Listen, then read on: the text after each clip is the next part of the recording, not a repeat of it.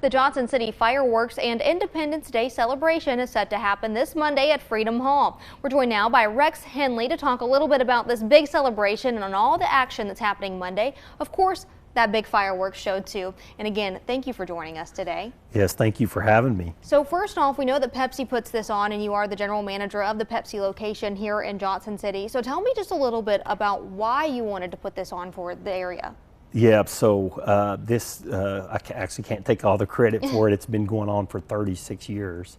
And, it's just an annual event that Pepsi has partnered with the city of Johnson City and, Food City, WJHL, all of our partners here for so many years. And basically what we are trying to do is just give back to our community and show appreciation for our community and our customers for their loyalty to us for years and years. Yeah. Well, I know that we are all excited here at WJHL to get the party started on Monday, but we know that this is pretty much an all-day event. So tell us what people can expect on Monday.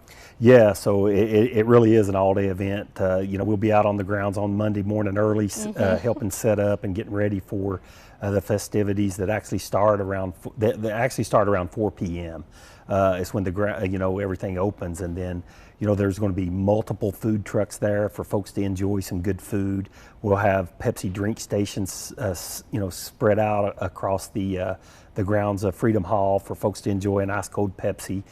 There's this year something new we added was compliments of Johnson City Park and Rec is a kids zone, a gated area for the kids. We'd got some feedback in the past that we needed to bring more things for kids to do. So it's called a kids zone, and it's a gated area, a safe area for kids to play, enjoy some field games. I think there's some cornhole activity there. There's a little place for toddlers. I think it's called Toddler Turf is what they're calling it. So it's pretty cool with that addition that we've added. So yeah, there's a lot of stuff leading up to actually whenever the music acts start and all that. So a lot going on from 4 until the fireworks show later that afternoon. Let's talk a little bit about that music and the fireworks show. When does the music begin, and what do people need to know for the fireworks? Yeah, so really it's free. It's free to the public. It's again, there's no charge to get onto the grounds, and we're so excited to announce the acts that we have this year. We feel like it's probably the best acts we've ever had as a whole. So starting at 6 p.m., George Burge. He'll take the stage at 6, and then following him at 7 is Matt Stale. And then he'll play until the main event, which is Thompson Square. So excited to have them, Grammy nominated.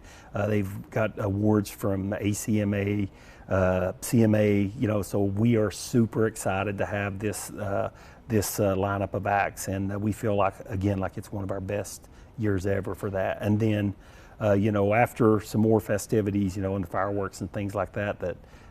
If you want me to, I can speak to that. But to close it all out, after the fireworks show, we got Johnson City's own local band called Southern Rebellion that's going to be playing while folks leave and things like that. So it's going to be a really good event with a lot of great music and great entertainers. How fun. Well, what do you want folks to know when it comes to parking and where to go? We know that these fireworks are going to be amazing. They always are every year, and of course we'll be broadcasting that here on WJHL, and we'll chat about that in a second. But when it comes to parking and those other logistics, what do you want folks to know?